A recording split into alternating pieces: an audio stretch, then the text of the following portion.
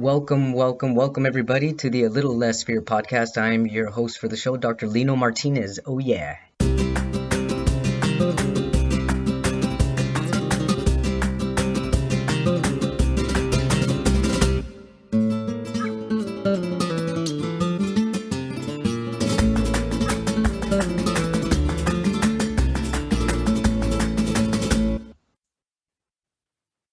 Welcome back, everybody, to the Little Less Fear podcast. Today, I'd like to introduce Natalie Fayman.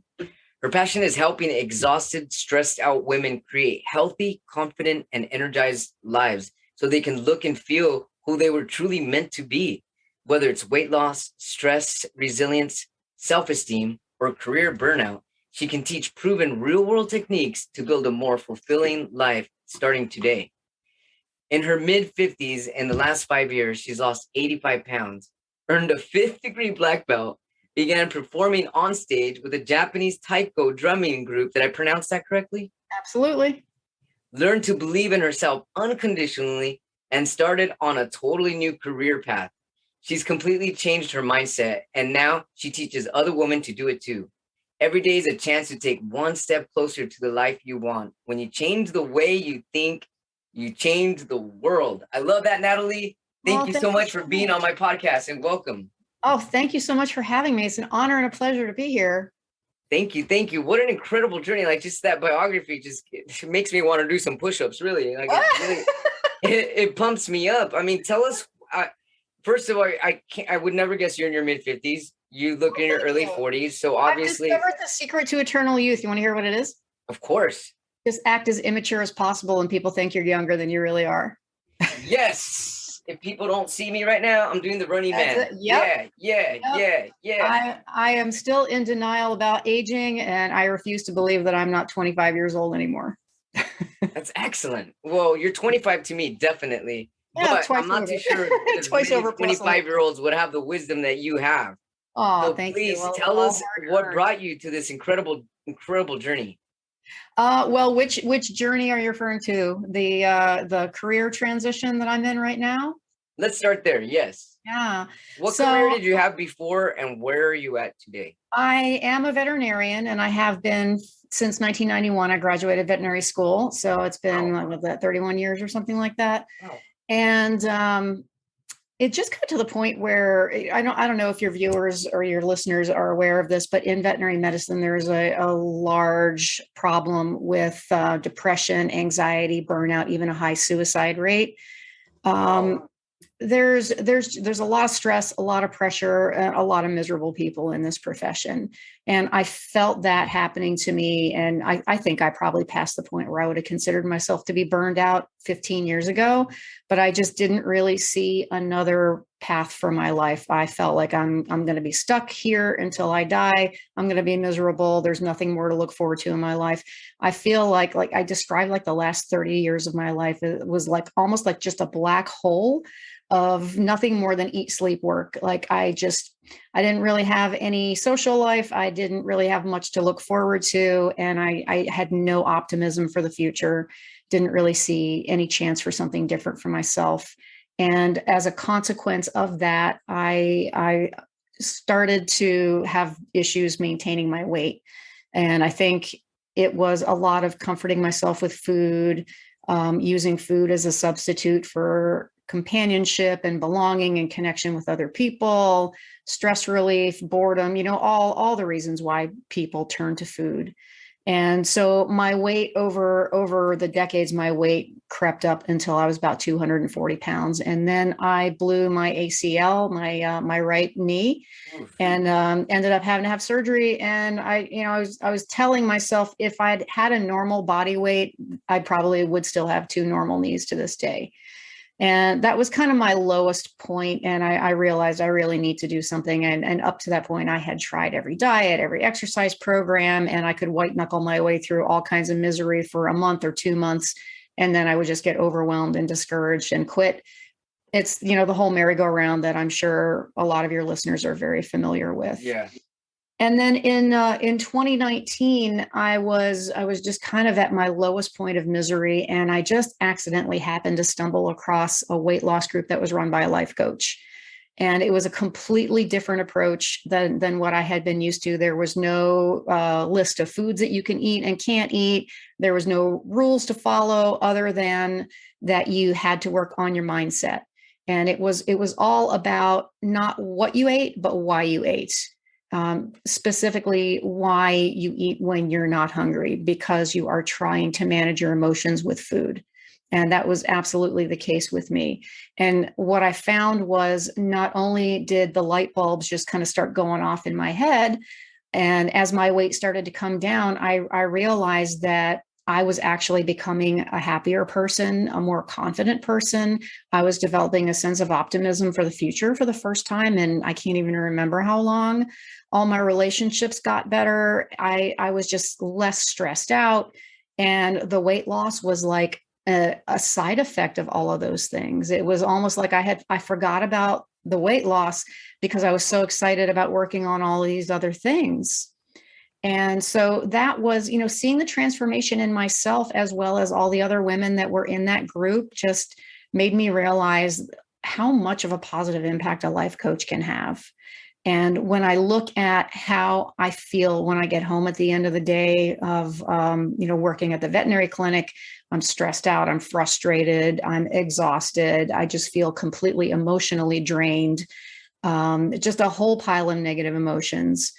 But at the end of the day of coaching people and helping them make positive changes in their lives and seeing the insights and the inspirations that they come to through the coaching process, I can work the same number of hours in a day and feel energized and uplifted and inspired. And it's just a completely night and day difference. Wow. And so when I'm asking myself, am I really going to be able to stay in this career for another 20 years and be happy? How do I want to feel at the end of every day? It wasn't even a choice. I mean, it was completely obvious. Yeah. So when the pandemic hit, everything shut down. All the activities that I just really love to do on a daily basis just got yanked out from under me, just like everybody else. Yeah. And I just kind of took the opportunity to say, okay, it's time to think about what I'm going to be when I grow up. And let's really make a plan for my future. I really can't say enough about how it feels to be part of somebody else's transformation, much less, just how I feel being part of my own transformation. I can't imagine a better way to spend the rest of my life. So that's when I decided to go into coach training. And I got my certification coming up on almost a year ago. And I'm constantly being reminded of how much I love this work and why this is what I want to do for the rest of my life. It's really incredible. You go to school and you have so much schooling. Do you think that that's going to be your forever career? And then there's some turn of events that actually push you towards something else. Yeah, well, the 80-hour work weeks just kind of wear you down after a few decades. I got to the point where I couldn't keep my car in a straight line on the road anymore. And I realized if I didn't do something different, I was going to die doing this. And it's just not worth it. Oh, no. Yeah. Wow. Well, congratulations on becoming a certified coach. That's amazing. Thank you. Thank you very much. And, it's an ongoing process. The learning process is never over. And the difference that I feel is like I'm actually excited to keep learning and keep studying. Whereas before it felt like an obligation. It felt like a heavy burden because I just wasn't enjoying it anymore. And now I am. And it doesn't feel like work when you're inspired, when you're being pulled forward by inspiration and passion. Exactly. And that's really the key element, feeling. What does it feel like to you? If it starts to feel like it's work, it's really going to start to drain you. It's not supposed to feel that way. I don't even know why it's called work. They should change that to something else. I can't think of the word right now, but work just sounds overwhelming. Yeah. I mean, no disrespect to the people that go to jobs that they don't like just because they have a family to support and they need a paycheck. But, that's when you ask yourself, how do I want to live my life for the next 20, 30, 40 years or longer?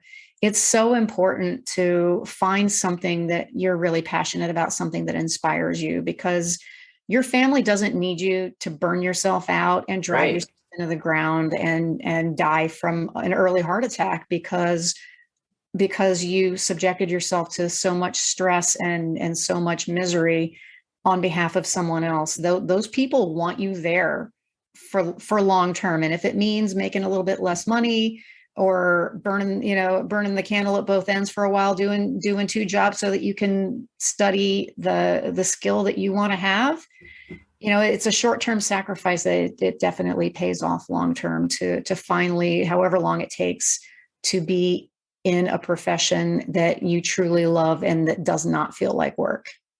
I totally agree with you. Natalie, do you feel that now that you've had your new career change or this transition, do you feel that you're on the path to your purpose, your life purpose, or do you feel that you're still in the middle of looking for your life purpose? Oh no, I've definitely found my life purpose, but I think it's still going to be a lifelong journey, refining that and finding my path and just becoming better at it. We never stop learning until we die.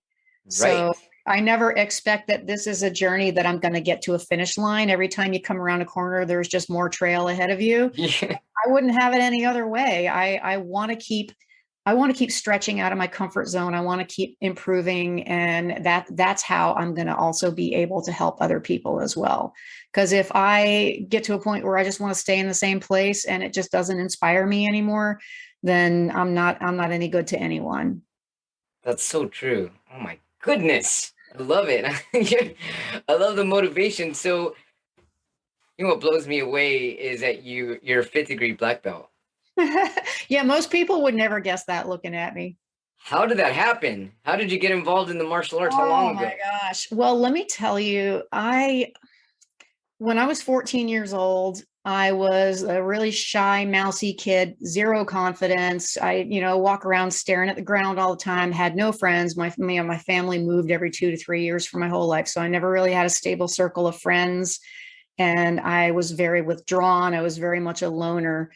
And when I was 14, a junior high school, one of the English professors actually was a judo black belt. And so he offered judo classes as a PE elective.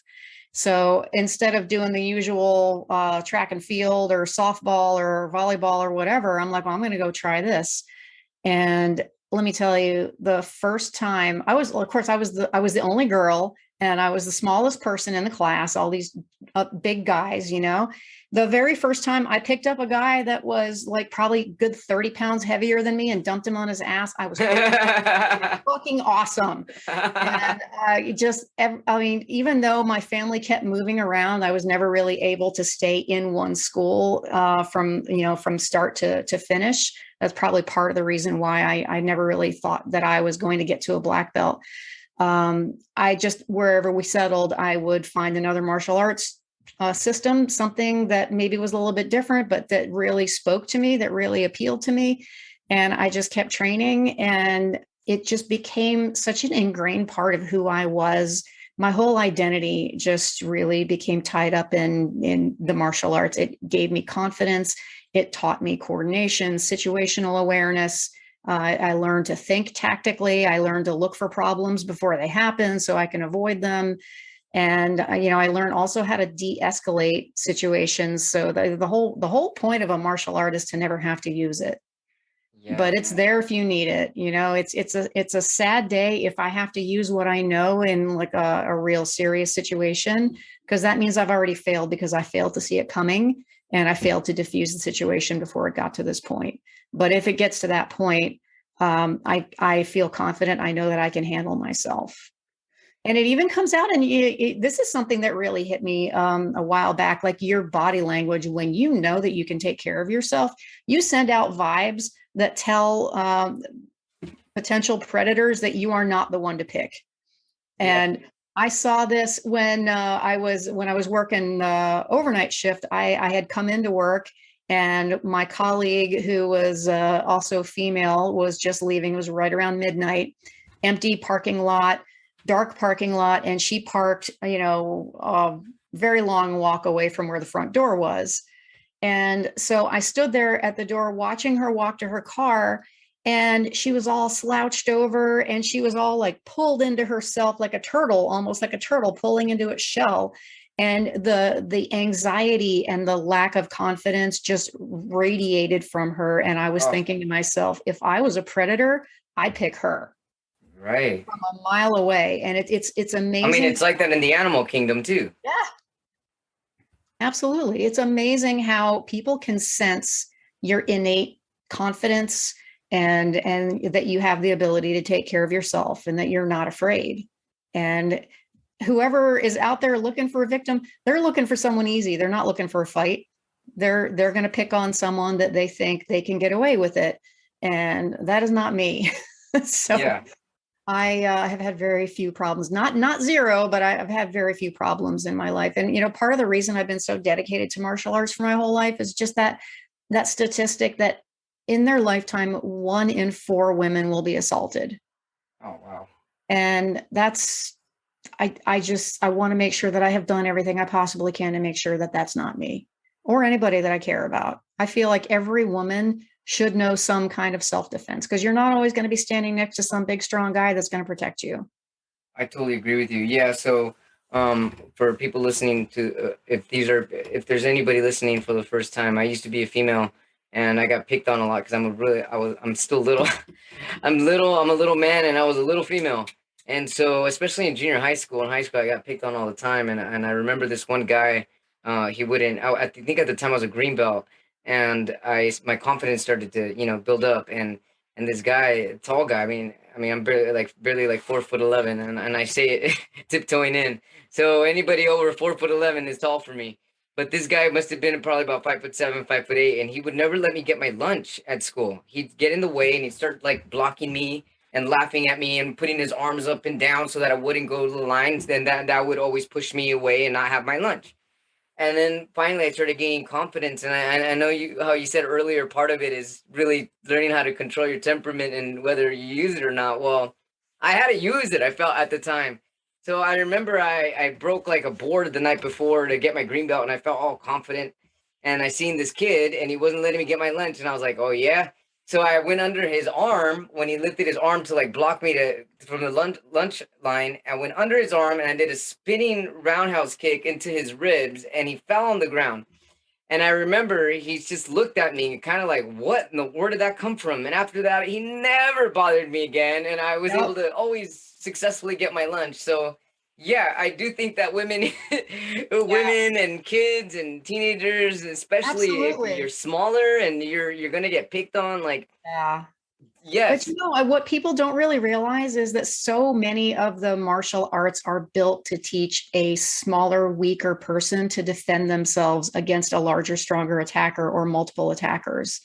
And the lower your center of gravity is, the more of an advantage you actually have if you know how to use it. oh yeah, Yeah, but absolutely. I mean, attitude is so much of it. I remember one time when I was in college, I was parking, I had a little moped at the time. I was parking my moped in this dark, deserted parking lot, 2 o'clock in the morning. I'm completely by myself. And here come these that three sounds drunk scary guys. already. These 3 drunk guys come staggering back from a bar and they see this girl all by herself in a dark parking lot and they figure, oh, let's go screw with her. Right. Oh And hell no. I see them coming. And first thing I did was get my back up against a wall so they couldn't get behind me. So they're all 3 in front of Ooh, me. I And love they're that. like, hyping themselves up to see who's going to be the first one to try something. And I looked at the biggest one, I looked him dead in the eye and I said, okay, who's first? And their Ooh. mouths kind of fell open and they looked at each other and they left. And I was like, it's all attitude. Like I It didn't have is to do attitude. anything. Yes. Wow, I that's was ready awesome. to if I had to. That's incredible. That's so motivating. Yeah, it really is. It's just all about confidence and how you carry yourselves because people can read that. And They if can they totally read it. think that Yeah. they pick on you and get away with it, they will. And they can see instantly if they can't. Yeah, it's in your energy field, that's for sure. Yeah. So Natalie, you're teaching women now how to change their mindset. Mhm. And how do you do this? Well, it is a process because we spend our whole lives, in my case, 50, 55 years, I've spent practicing to be the way that I am. and learning how to undo that and be a different person, which is really what you're doing when you're changing your mind. Your thoughts create your feelings, and your feelings determine what you do or what you don't do. And so everything starts with changing the way that you think. And you have to unlearn the habits that you've practiced since you were a kid. It takes doing. It's a process. And part of the reason why we sabotage ourselves so much is because we think, well, I don't know how to be any other way. We talk to ourselves so negatively, like, oh, I'm a failure. I can't succeed for, whatever the reasons are. I'm not good enough. I have to do X, Y, and Z, or people aren't going to like me. And we're so afraid to be ourselves. And we create these thought and behavior patterns that we think are going to help us get what we want out of life, or to avoid the things that we don't want. And what we don't realize is that we are actually creating our own obstacles most of the time. Yeah. So this is a big part of what I'm working on right now. So for the listeners who aren't familiar, I'm a positive intelligence coach. And this is all that we are working on, is how to identify our self-sabotaging thought and behavior patterns, how to recognize when they are doing their work on us and on all the people around us, how to shift to a more what we call a sage mindset, and to be able to use our gifts and our talents in the hands of our sage without letting them sabotage us, and basically how to know the difference, how to remember who you were truly meant to be before all the stress and the demands of the world started trampling all over you and turning you into this person who's just constantly stressed or frustrated or afraid to step out of your safety zone because you don't want to make other people mad. Which is so common. Mm-hmm. Natalie, what is a sage mindset? I don't know what a sage mindset is either. Yeah. So I've heard like the sage women, and I use sage to to clear negative energy, but what does it actually mean? Yeah. So in order to understand what the sage is, I probably have to explain a little bit about what the saboteurs are. So there are a set of distinct behavior and thought patterns that we call the saboteurs. And saboteurs? How do you spell that? I don't even know this term. So it's like somebody who sabotages you. Oh. Saboteur. Oh, gotcha. Got it. So what happens is that when we are children, we develop basically a way of being in the world and a way of acting around other people that we think is going to keep us safe, that's going to get us as much as possible of what we want and help us to avoid things that are unpleasant to us. How to stay safe, how to make sure that our parents are going to love and care for us, and that other people are going to like us enough to form connections with us. And so there are actually 9 distinct behavior patterns. So for example, there's the avoider. You avoid conflict or anything that is unpleasant because it's unpleasant. You think that if I avoid things that are difficult or harsh or just negative, then I can have more positive experiences in my life. But what actually ends up happening is that the pressure of the things that you're avoiding and procrastinating just keeps building and building. Yeah, because avoidance is a resistance. And anytime there's a resistance, you're going to trap yourself. Exactly. So that's one example. Another example is the controller. You think if I can just control everything and everyone, that I can make things happen the way I want them to. But in the end, you just end up driving people away because they feel used, they feel disrespected, and you end up getting actually less of what you want because people are intimidated or frustrated or irritated by you. So there's all these different saboteurs, and again, these are patterns that we created in childhood to kind of help us get along in the world, to keep us safe and to get the things that we want and to avoid the things that we don't want. But we overuse these techniques to the point where they actually start creating the opposite effect from what we want. So that's why we call it the saboteurs, because you think it's going to make you happy, you think it's going to get you success, but in the end, it gives you exactly the opposite. So the sage mindset is if you can think back to a time in your life, maybe, when you were 4 or 5, 6 years old, when you were still just innocent and happy, and life was just full of adventure, and you were just full of energy and enthusiasm every day, that's your sage. That is your original, true, uncorrupted essence. That is who you really are before your saboteurs started. So your inner child? Not necessarily your inner child, because there's different versions of that person, but that's actually how we start to learn to reconnect and remember who we really are, is by looking at our childhood picture. But wow. The goal is to become more of who that person is, because that person is still in you. It's just that he or she has been hiding behind the saboteurs. The saboteurs are just, they're scary, they're intimidating, they're making a lot of noise. And it's hard to hear the whispering, the inner wisdom of your sage, because it's being drowned out by all that chaos and distraction. So what we learn in positive intelligence is to start quieting the voices of the saboteurs, so that you can hear the whispering of your sage, and so that you can be guided forward more by that wisdom, that innate wisdom that you've always had in your body, without all the second guessing and the over analyzing and, oh, what happens if this goes wrong? What happens if this person leaves me? What happens if I fail? There's always a gift or an opportunity in any outcome, any situation. So when you realize that, hey, even if things go wrong, even if I try this and I fail, there's going to be a door opening somewhere. There's going to be a way somewhere I can pivot. There's going to be some new opportunity that I can create, and it's all good. And I don't have to be afraid, because no matter what happens, I can go with it and I can make something out of it. How do you get women to, okay, so first they recognize that they're being these saboteurs. And when they start to recognize these saboteurs, what do you have them do? Do you have them write them down? Do you tell them that these are irrational beliefs? I mean, what do they do once they start to recognize it? There's actually a structured 6-week program that we go through that takes people through a process of learning how to, the first thing is how to even recognize that this is happening, because most of us talk to ourselves so abusively, and we don't even notice, we don't even realize. We spend the whole day saying, God, I'm fat, God, I'm ugly, I got wrinkles, who would love me? It's no wonder nobody wants to be around me. I'm a failure, I'm worthless, I'm not good enough. This is the narrative that is constantly running through our head, day in, day out. And the most influential voice in your life is the voice that you hear inside your head 24/7.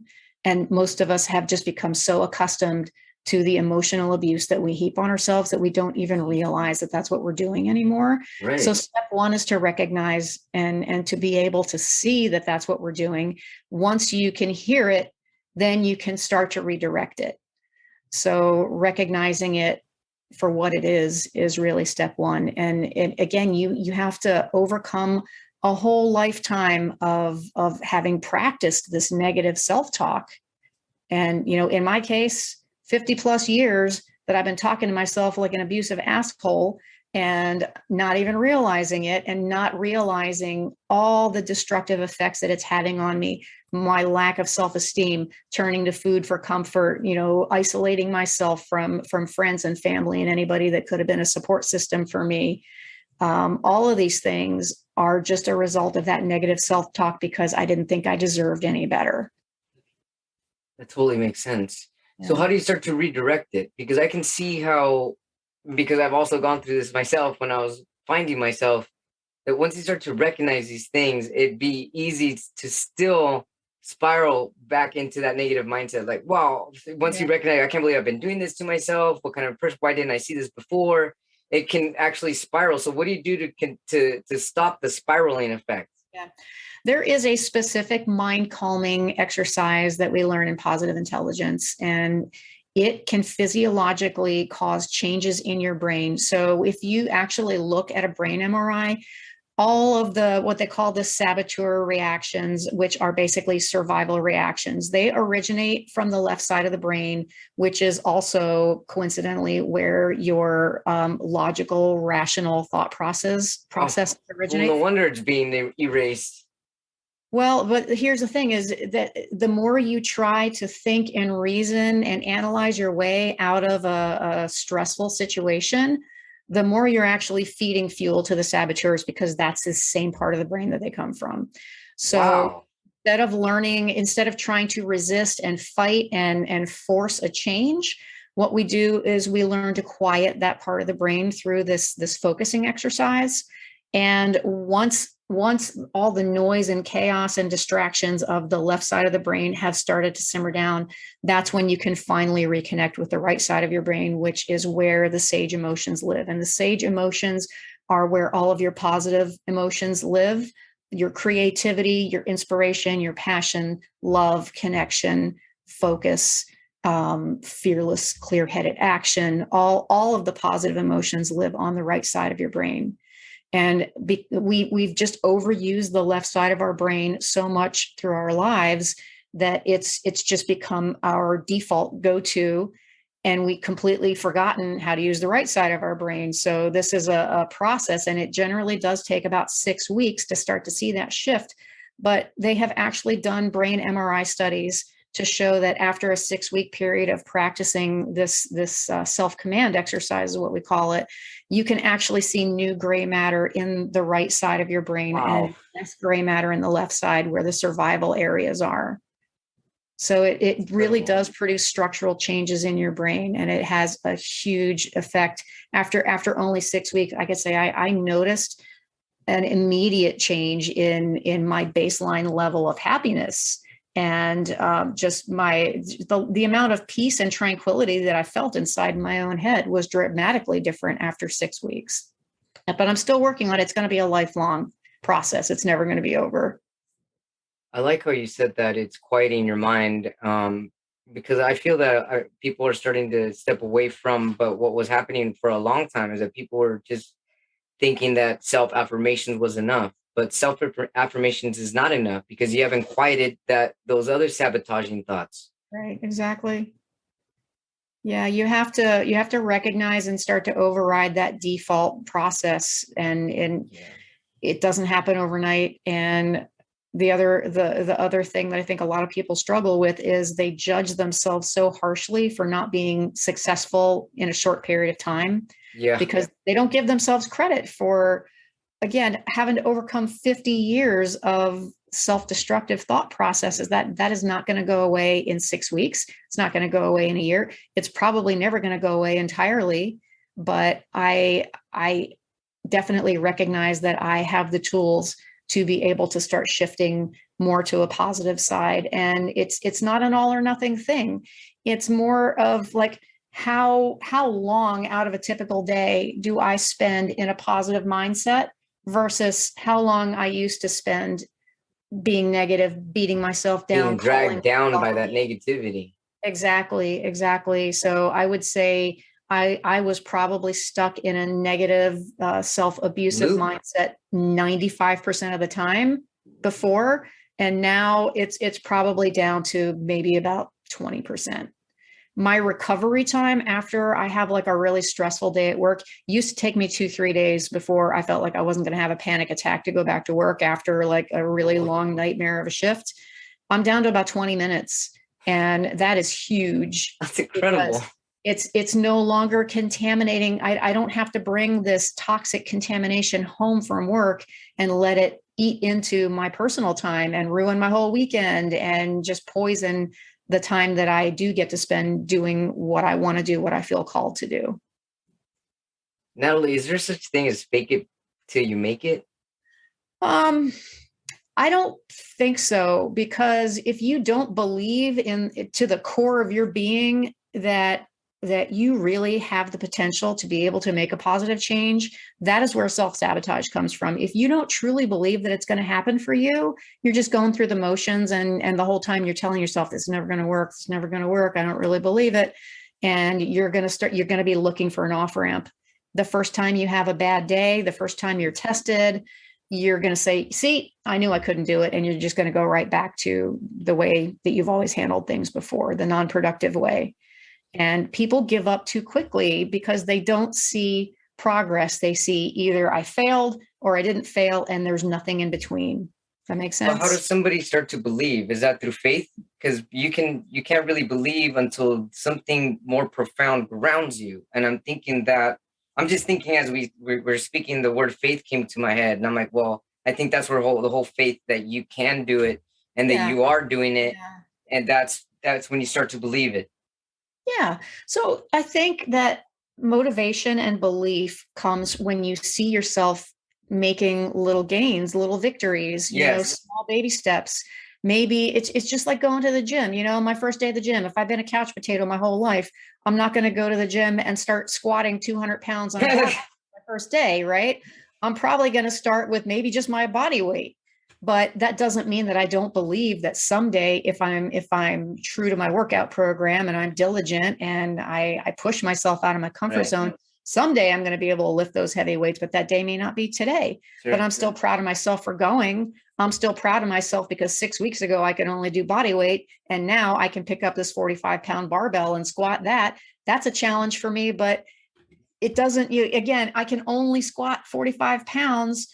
I can't squat 200 pounds. I can choose to call myself a failure because I can't squat 200 pounds, or I can look back at how I was 6 weeks ago and say, well, I couldn't have even done this. So I'm proud of myself. That's awesome, Natalie. Thanks so much for inspiring me, for inspiring all the Oh, listeners, the viewers, the watchers. How can people find you if we need to get a hold of you and your incredible coaching business? oh, thank you so much. Well, my website is nolimitscoachingnow.com. And that is where your viewers can actually book a free 30-minute consult with me if they want to kind of help me, get me to help them to work on a plan to get them wherever they want to go in their life, whether it's weight loss, whether it's becoming a more positive or optimistic person. If anyone is interested in hearing more about the Positive Intelligence Program, which has been absolutely life-changing for me, and I'm still on that journey to this day. I could talk about that stuff all day. So that is all on my website. There are free videos. There's a whole library of free videos. And I would love to talk to anybody that would like to hear more. Excellent. Natalie Fayman, a former veterinarian. Now she's a positive intelligence coach, fifth degree black belt, incredible motivation. Wow, wow, wow. Thanks so much for being on a Oh, Little Less Fear podcast. And I look thank forward to you keeping so in much. touch with you. Many blessings to you and all your loved ones. Thank you so much. It has truly been a pleasure to be on your show. Thank you so much, Natalie. Thank Take care now. you. You too. Thank you, everybody. Thank you so much for tuning in to a Little Less Fear podcast. I keep going because of all of you, all of the viewers, the supporters, the listeners, the followers, the subscribers, the feedback, the comments that I get. I'm just really grateful to be where I'm at and to be able to bring all these people here on this platform to motivate the world. It motivates me to keep going. It motivates me. It lights me up to keep going and going and going. And because of that, my website's also going strong. I've created an incredible resource page for all kinds of people. Anybody needing support of any kind, please check out my website at www.alittlessfear.com. And I've also launched freelance poetry for businesses, for marketing, for people needing people that need something creative. Check it out. Check it out. It's fun. There's video poetry, it's visual poetry. And if you have any other questions for me, you can also email me at littlelessfear@gmail.com. Thank you so much, everybody. I love you all, and just a million thanks.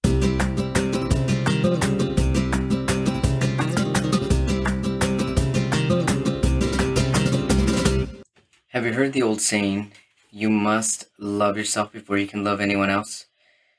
People often share that saying as the ultimate friendship and relationship advice, but they don't provide any guidance on how to love yourself. And it leaves us feeling either defensive, like it was only our fault that our friendships and relationships failed, or it leaves us with more questions than answers. How do I love myself? What are the steps? Where do I get started? That's why I want to invite you to a 3-day virtual conference, Love Yourself First, How to Develop Supportive Friendships and Meaningful Relationships. The conference takes place February 10th through February 12th, 2023. And at this virtual conference, you'll learn the secrets to loving yourself so that you can create lasting connections that will enrich your life. Tickets are now on sale.